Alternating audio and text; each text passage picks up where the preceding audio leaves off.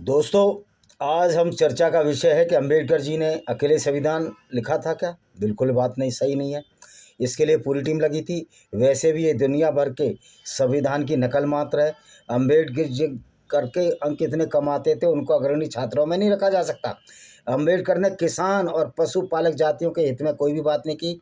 बुद्ध धर्म में भी एक पाखंडवाद है, इसकी एक सीरीज मेरे वीडियो पर आएगी। जो ये बुद्धिस्ट बन गए ना ये लोग, अंबेडकर जी भी लोग, तो मैं उनको यही कहना चाहता हूँ, भाई तुम्हारे यहाँ भी बड़ा पाखंडवाद है, तो आपको एक अच्छा इंसान बनने की कोशिश करनी चाहिए, ना कि बुद्ध और हिंदू और फलाना ठिकाना बनने की कोशिश करनी चाहिए। वो कोशिश आज कोई भी नहीं कर रहा है। तो दोस्तों, आज हम संविधान के बारे में चर्चा करेंगे। भारत का संविधान भारत का सर्वोच्च विधान है। इसके डिमेरिट्स भी बताएंगे हम आपको, यानी इसकी कमियाँ। जो संविधान सभा द्वारा 26 नवंबर 1949 को पारित हुआ तथा 26 जनवरी 1950 से प्रभावी हुआ। यह दिन 26 नवंबर भारत के संविधान दिवस के रूप में घोषित किया गया है, क्योंकि 26 नवंबर को पारित हुआ संविधान सभा द्वारा, और 26 जनवरी 1950 को जो हमने कल मनाया है गणतंत्र दिवस है, ये स्वतंत्रता दिवस नहीं है। स्वतंत्रता 15 अगस्त 1947 है। तो करीब 2.5 साल इसको लिखने में लग गए। नवंबर दिसंबर 2.5 साल, करीब 2.5 साल बाद लागू हुआ। जबकि 26 जनवरी का दिन भारत में गणतंत्र दिवस के रूप में मनाया जाता है। भारत के संविधान का मूल आधार भारत सरकार अधिनियम 1935 को माना जाता है। भारत का संविधान विश्व के किसी भी गणतांत्रिक देश का सबसे लंबा संविधान है। और मजे की बात है, ये संविधान भी दूसरे देशों की नकल मात्र है। भारतीय संविधान सभा के लिए जुलाई 1946 में निर्वाचन हुए।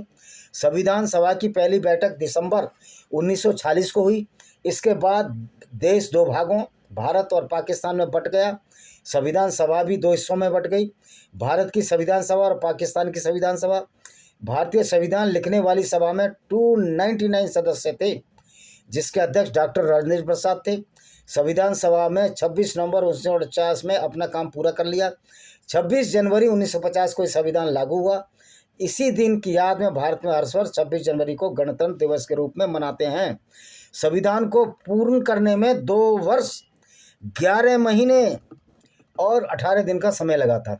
अब दोस्तों देखते हैं, भारतीय संविधान में वर्तमान समय में भी केवल 470 अनुच्छेद और 12 अनुसूचियां हैं, और ये 25 भागों में विभाजित हैं।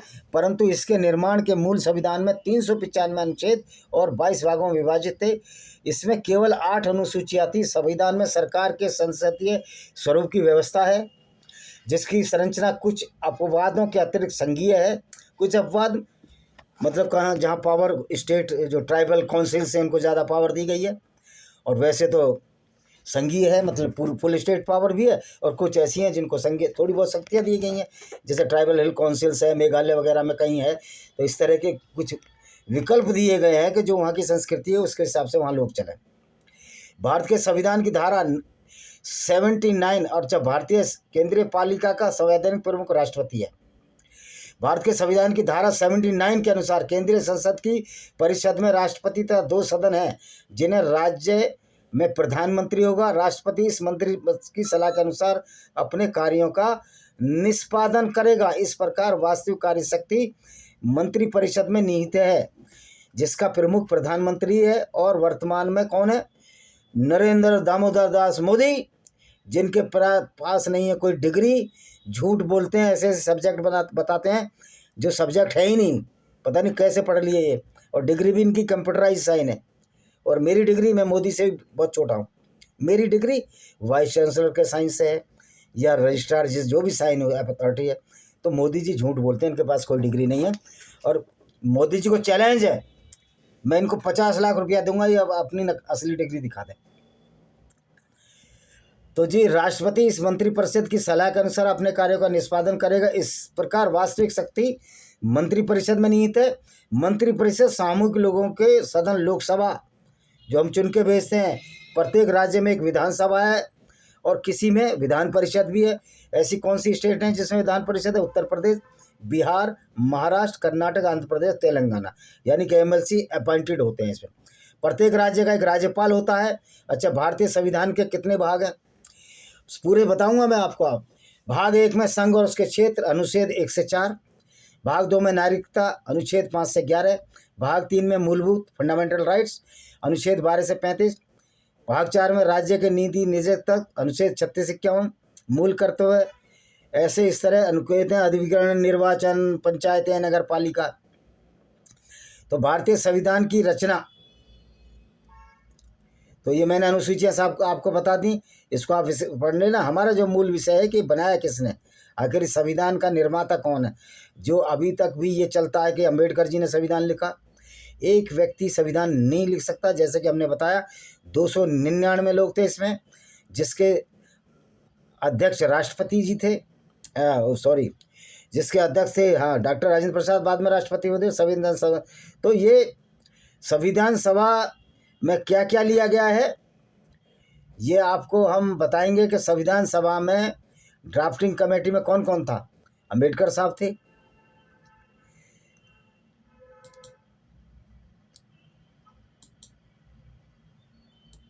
और इस किसके संविधान की नकल की गई थी। तो इसमें यूनाइटेड किंगडम के संविधान की नकल है, अमेरिका के संविधान की नकल है, कनाडा के संविधान की नकल है, इजराइल के संविधान की नकल है।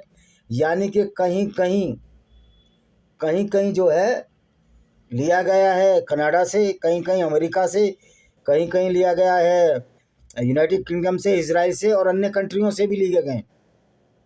अब उपाध्याय जी कह रहे थे, एक वकील हैं, नाम पूरा याद नहीं है उनको, उपाध्याय जी कह रहे थे कि ये संविधान तो हमने उनसे लिया, लेकिन ये जो उन्होंने संविधान लिखे वो किससे लिए थे। वो कहते हैं मनुस्मृति से लिए थे। तो ये कितनी मूर्खतापूर्ण बात है। अगर मनुस्मृति से लिए थे तो संविधान में ये भी लिखा जाएगा कि ब्रह्मा के मुख से ब्राह्मण पैदा हुआ, क्षत्रियों के मुख से क्षत्रिय ब्राह्मण की भुजाओं से पैदा हो गए। तो इस तरह की मूर्खता की बातों को हम यकीन नहीं कर सकते। ये निहायत ही गलत चीज़ है, ऐसा कभी कुछ नहीं हुआ। तो अम्बेडकर जी ने संविधान लिखा। अम्बेडकर जी ड्राफ्टिंग कमेटी के चेयरमैन थे। वो बहुत सारा ड्राफ्ट बेनेगल नरसिंह राव ने कर लिया था। अब यहाँ एक आदत सी बन गई है कि ब्राह्मण और ठाकुरों को लोग गाली दें। ब्राह्मण ठाकुर कहीं कहीं नीचता की प्रवृत्ति तो करते हैं, दूसरों को छोटा बताना। तो इसमें सारे लोग तो ऐसे नहीं हैं, सारे ब्राह्मण ठाकुरों को आप कैसे गाली दे सकते हैं।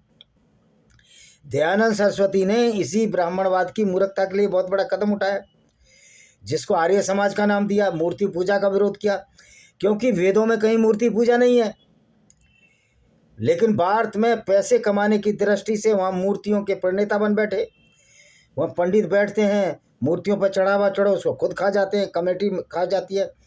और जितने भी ये बाबा हैं, ये बाबा जो हैं, इन्होंने तो बेड़ा गर्क कर रखा है सनातन वैदिक धर्म का। ये इनको पैसे चढ़ाते हैं लोग, और ये सारा पाखंड फैलाने का ठेका बनी और ब्राह्मणों ने ले लिया है। राजपूत तो इसके खिलाफ भी हैं और ब्राह्मण भी खिलाफ हैं बहुत सारे। दयानंद सरस्वती पता नहीं ब्राह्मण वैश्य जाति को क्या हो गया है, इन पाखंडों में विश्वास करती है। इसका संभवतः यही कारण है कि बेईमानी बहुत करते हैं। अधिकांश की बात कर रहा हूँ मैं, बहुत सारे ईमानदार भी होते हैं, लेकिन मेजोरिटी बेईमानी विश्वास रखती है और सोचती है कि मंदिर जाने से, वहाँ चढ़ावा चढ़ाने से हमारे पाप धुल जाएंगे। इसके बावजूद भी कोई ये जीएसटी टैक्स में चोरी जा रहा है, नीरव मोदी जेल वहाँ से देश छोड़ के भाग गया, तो कानून तो मूर्तियों से भी ज़्यादा सख्त है, वो आपको नहीं छोड़ेगा। तो इस पाखंड को ख़त्म कीजिए और इन बाबाओं के चरण चुम्बन करना बंद कीजिए। तो जो अंबेडकर जी को इतनी सारी डिग्रियां बोलते हैं, ये बहुत बड़ा एक क्या टैबू है। अंबेडकर जी के तो 36% अंक आए थे हाई स्कूल में, और फिर अंबेडकर जी ने तो कभी ब्राह्मणों की निंदा ही नहीं की।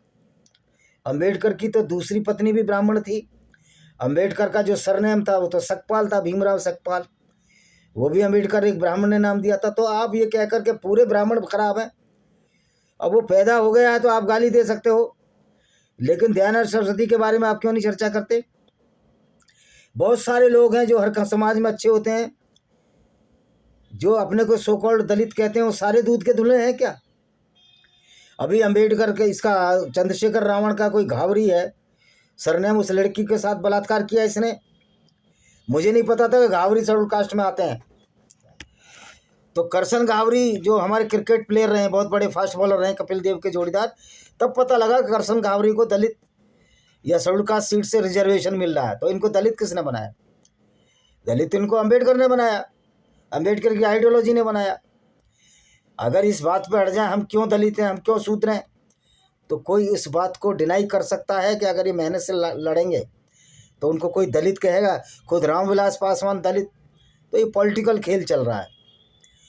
हर समाज में गंदे लोग हैं, मानसिकता गंदी हो सकती है, ब्राह्मणों की खूब गंदी हो सकती है, लेकिन तुम उनकी मानसिकता से तुम्हारा क्या उखड़ना है? आप पढ़ोगे लिखोगे अच्छे नंबर लाओगे, बिना रिजर्वेशन जाओगे आगे। वो कहते हैं इंटरव्यू में नंबर कम दिए जाते हैं, तो अब तो बैच में ये कर देना चाहिए कि जो जनरल कास्ट का इंटरव्यू है उसमें कोई भी जर्नल नहीं होना चाहिए इंटरव्यू में जो प्रश्न पूछते हैं। और अगर शेड्यूल कास्ट का है तो शेड्यूल कास्ट के इंटरव्यू में कोई भी जर्नल के इंटरव्यू में कोई जर्नल ही नहीं होना चाहिए, तो फेवर कैसे करेगा? शेड्यूल कास्ट के इंटरव्यूज़ में कोई भी शेड्यूल कास्ट ना हो तो फिर जाति फेवर भी नहीं होगा। तो इस तरह की व्यवस्था कर देनी चाहिए। और फिर इंटरव्यू तो मार्जिनल कर देना चाहिए 5 नंबर का। आप फोर्स में और आर्मी में जाते हो, आर्मी में तो रिजर्वेशन ही नहीं है, वहाँ तो आपको कैपेबिलिटी दिखानी पड़ेगी। लेकिन जहाँ शारीरिक दक्षताएं हैं, लड़ाई झगड़े की, पुलिस से खास तौर पर मिलिट्री और पैरा मिलिट्री में, मिलिट्री को निकाल दीजिए, वहाँ कोई आरक्षण नहीं है, पैरा मिलिट्री और पुलिस में आपकी शारीरिक दक्षता तो नापी जाएगी। अब तो कंप्यूटराइज है, अब आप दौड़ोगे तो जीतोगे। फिर उसमें रिजर्वेशन की क्या आवश्यकता है? आपको 5 फुट 7 इंच लंबा होना ही होना है, उसके बिना आप भर्ती नहीं होगे। अब आते हैं दूसरी बात पर कि अम्बेडकर ने किसान और पशुपालक जातियों की कोई हित की बात नहीं की थी। अम्बेडकर ने सिर्फ बात की थी अपनी जाति महार जाति की।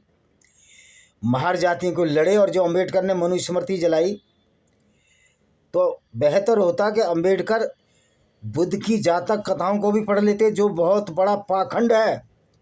कहीं नेवले की दोस्ती मगरमच्छ से हो रही है, दोनों एक दूसरे की भाषाएं मत जान रहे हैं, पिछले जन्म में वो बुद्ध के अवतार बुद्ध के साथ ही थे। तो जातक कथाओं में बहुत बड़ा पाखंड है। इसकी एक सीरीज मैंने अभी पहला वीडियो डाला है, दूसरा भी डालूंगा।